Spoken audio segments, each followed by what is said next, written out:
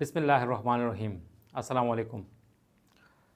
पहलगाम वाक़या 22 अप्रैल को हुआ। उसके बाद इस खित्ते की सिक्योरिटी की सूरत हाल ने एक नया रुख बदल लिया है। दोनों ममालिक के दरमियान, पाकिस्तान और इंडिया के दरमियान बहुत ज़्यादा टेंशन फैल गई है। और एक बड़ी ख़बर आपको देंगे आज की, बहुत बड़ी ख़बर है। और उस वाक़या के बाद दोनों ममालिक के माबैन ताल्लुकात ख़त्म होकर रह गए।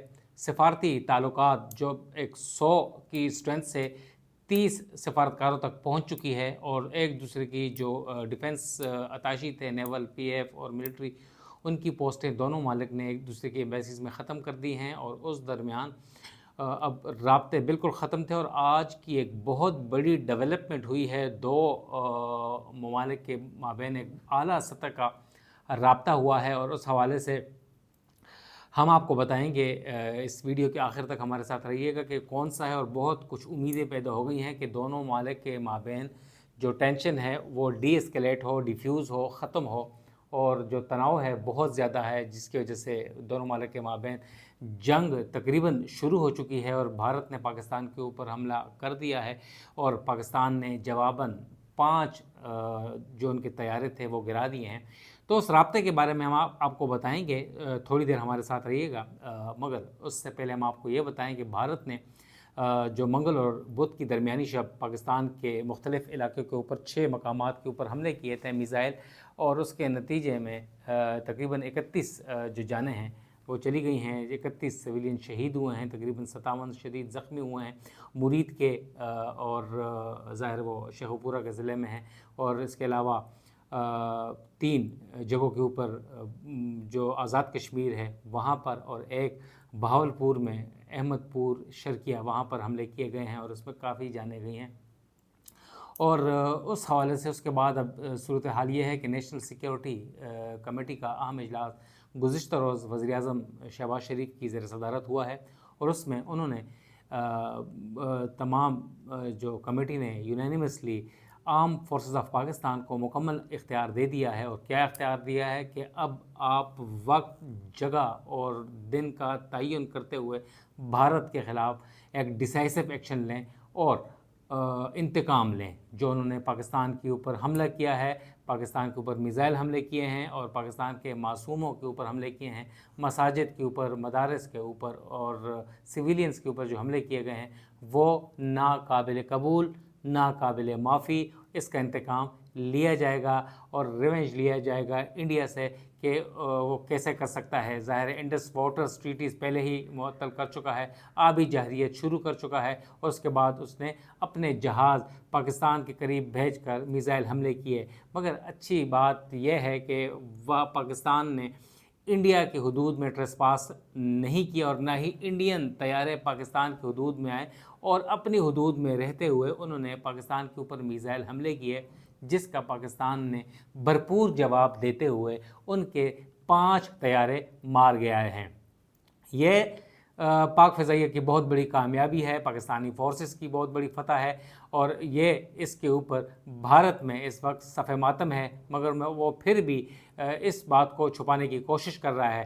पहले भारतीय मीडिया ने इस बात की तस्दीक की कि पाकिस्तान ने भारत के 3 राफेल तैयारे मार गिराए हैं। और फिर चंद ही घंटों बाद या चंद मिनटों बाद वो जो पोस्ट थी, वो ख़बरें थी, वो हटा दी गई वेबसाइट से, टीवी स्क्रीन से, सोशल मीडिया से, एक्स से, और ख़ामोश हो गए। और इसके बाद पाकिस्तान की तरफ से ये चीज़ें फुटेज दिखाई भी गई DG ISPR ने। और बाकी हमारे सोशल मीडिया के ऊपर चीज़ें गर्दिश कर रही हैं कि पाकिस्तान के शाहीनों ने उनके 3 राफेल तैयारे मार गिराए हैं और 2 दीगर तैयारे SU-30 और दूसरा मिग तैयारा जो है वो मार गिराया है। और बताया जा रहा है कि इन तैयारों की मद में भारत को इसकी तबाही से 3.25 खरब रुपए का नुकसान हो चुका है।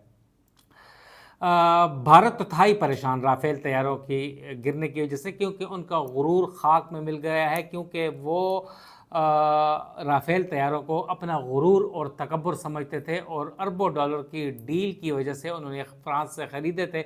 और उनके ऊपर काफ़ी मोदी सरकार के ऊपर इल्ज़ामात आयद किए जा रहे थे कि इसमें अरबों रुपए की کرپشن کی گئی ہے, کک بیکس لی گئی ہیں, اور راہل گاندھی جو اپوزیشن لیڈر ہیں ابھی تک وہ اپیل کر رہے ہیں, ڈیمانڈ کر رہے ہیں مودی سرکار سے کہ وہ رافیل طیاروں کی خریداری کا جو معاہدہ ہے فرانس کے ساتھ اسے پارلیمان میں, لوک سبھا میں پیش کیا جائے, مگر ابھی تک نہیں پیش کیا گیا اور کافی تنقید ہو رہی ہے اور وہ پاکستان نے مار گرائے ہیں.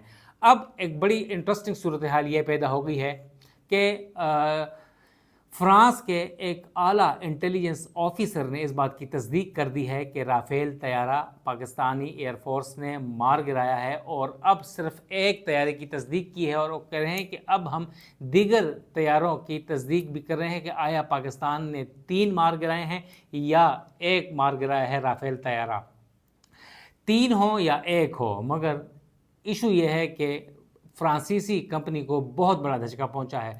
اس انٹیلیجنس اہلکار کا کہنا ہے فرانس کے کہ اس ایک ناقابل یقین ہے, تصدیق کرتے ہوئے انہوں نے کہا کہ یہ ناقابل یقین ہے کہ کوئی بھی شخص یا کوئی بھی پائلٹ یا کوئی بھی ملک رافیل جنگی طیارہ یا فائٹر جیٹ کو گرا سکتا ہے, کیونکہ یہ ایک اتنا جدید ترینی جو لڑاکا طیارہ ہے کہ وہ کوئی بھی اسے گرا نہیں سکتا ہے, اور اس کے اوپر ہم یقین نہیں کر سکتے. مگر یہ بات بھی حقیقت ہے, تصدیق کرتے ہیں کہ ایک رافیل طیارہ گر گیا ہے, اور اس کی وجہ سے رافیل طیاروں کے جو شیئرز ہیں فرانس کے مارکیٹ میں وہ بہت زیادہ گر گئے ہیں. اور گرایا کس نے ہے؟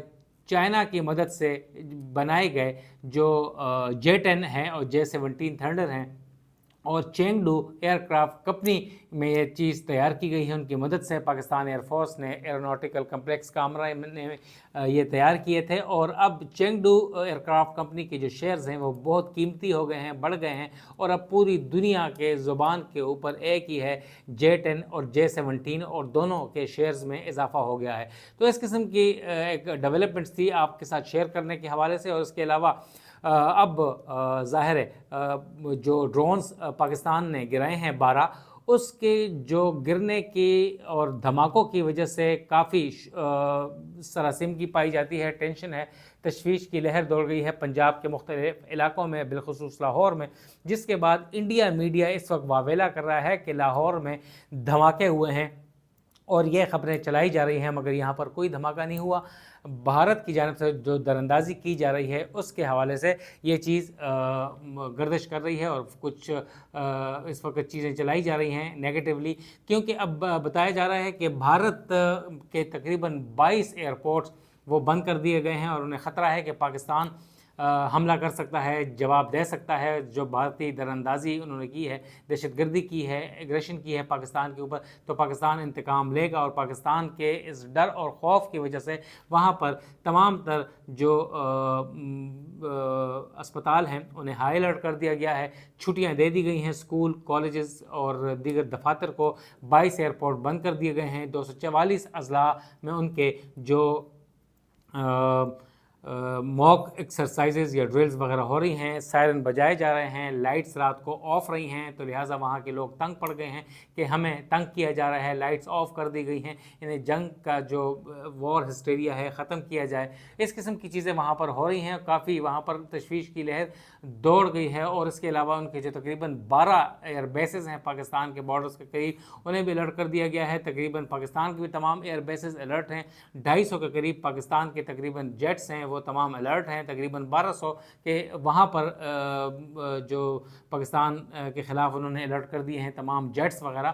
اور پاکستان نے بڑی جدت حاصل کر لی ہے وار فیئر میں, اسپیس وار فیئر میں, اور اس حوالے سے پاکستان پوری طرح سے تیار ہے. اور اب پاکستان کی باری ہے کہ جواب دے, کیونکہ پاکستان نے 5 طیارے اپنے دفاع میں مار گرائے تھے اپنی حدود میں رہتے ہوئے. اور پاکستان کے کہنا ہے کہ اقوام متحدہ کا جو چارٹر ہے 51 آرٹیکل اس کا سیکشن ہے, اس کے تحت پاکستان نے اپنا دفاع مضبوط بناتے ہوئے اپنے دفاع کے لیے, ٹیریٹوریل انٹیگریٹی کے لیے, سوورینٹی کے لیے ہم نے انڈین جہاز مار گرائے ہیں, اور انڈیا اسے مان رہا ہے, عالمی دنیا بھی مان رہا ہے. تو پاکستان کی تو اس حوالے سے کافی ایک جیت ہوئی ہے, اور اللہ کرے آئندہ بھی ہو دشمن کے خلاف.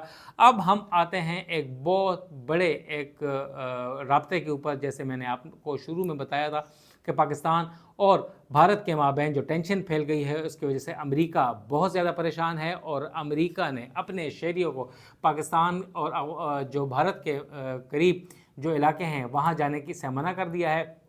ایک ٹریول ایڈوائزری بھی جاری کر دی ہے، تاہم ایک ٹریول لیٹسٹ ایڈوائزری جو جاری ہوئی ہے اس میں یہ کہا گیا ہے کہ پاکستان میں جو سفارت خانہ اسلام آباد میں ہے وہ کھلا ہوا ہے، لاہور اور کراچی میں جو بزنس سینٹرز ہیں ان کے کونسلیٹس ہیں وہ بھی کھلے ہوئے ہیں، معمول کے مطابق کام کر رہے ہیں، مگر جو وہاں پہ امریکن سٹیزنز ہیں وہ شورش زدہ علاقوں میں نہ جائیں۔ اور اس حوالے سے امریکہ کی اور دیگر عالمی طاقتوں کی کوششوں کی وجہ سے پاکستان اور بھارت کے درمیان ایک اعلیٰ سطح کا جو رابطہ ہوا ہے، کانٹیکٹ ہوا ہے، اور ایک اعلیٰ حکومتی عہدیدار نے اس بات کی تصدیق کی ہے، اور deputy prime minister Ishaq Dar نے بھی ایک ٹی وی انٹرویو میں تھوڑی دیر پہلے اس بات کی تصدیق کر دی ہے کہ پاکستان اور بھارت کے نیشنل سیکیورٹی ایڈوائزرز کے مابین ایک ہائی کانٹیکٹ ہوا ہے۔ ہائی لیول کانٹیکٹ جو ہوا ہے وہ پاکستان کے national security adviser lieutenant general Asim Malik جو کہ DG/ISI بھی ہیں، ان کا رابطہ ہوا ہے انڈین NSA اجیت دوول کے ساتھ، اور مختلف امور کے اوپر گفتگو کی گئی ہے، اور ذرائع کا یہ کہنا ہے کہ ڈی ایسکیلیشن کے اوپر اور دونوں ممالک کے درمیان جنگ روکنے کے اوپر، اور بھارت نے جو پاکستان کے اوپر حملہ کیا ہے 2 روز پہلے اور آج جو دراندازی کی ہے 12 ڈرونز بھجوا کر، اس کے اوپر تفصیلی گفتگو کی گئی ہے۔ انڈس واٹرز ٹریٹی کی سسپینشن کے بعد جو کشیدگی بڑھی ہے اس کے اوپر کافی تفصیلی گفتگو کی ہے، مگر حکومتی عہدیدار اور نہ ہی deputy prime minister Ishaq Dar نے اس کے اوپر گفتگو کی ہے، تفصیلات بتانے سے گریز کیا ہے، کیونکہ اس کے اوپر مزید شاید بات چیت آگے بڑھے۔ اچھی بات ہے کہ ڈی اسکیلیشن ہونی چاہیے، ٹینشن کم ہونی چاہیے، مگر اس کے اوپر ابھی تک گفتگو نہیں کی جا رہی، کیونکہ عالمی طاقتیں اس وقت ایکٹیو ہیں، قطر، سعودی عرب، امریکہ، فرانس، یہ سارے، اور امریکہ نے بھی ثالثی کی پیشکش کر دی ہے۔ صدر ٹرمپ نے کہا ہے کہ میں موجود ہوں یہاں پر، میں دونوں ممالک کے درمیان ثالثی کروا سکتا ہوں، پیشکش کر دی ہے، اور اس کے بعد انہوں نے ٹاسک سونپ دیا ہے مارکو روبیو جو سیکرٹری آف اسٹیٹ ہیں کہ دونوں ممالک کے درمیان ٹینشن کم کروائی جائے۔ اس کے علاوہ ترکی اور دیگر ممالک نے پاکستان کو فون کر کے اظہار یکجہتی بھی کیا ہے۔ اس حوالے سے مزید ڈیولپمنٹ سے آپ کو آگاہ کرتے رہیں گے، ہمارے ساتھ رہیے گا۔ نوید صدیقی کو اجازت دیں، السلام۔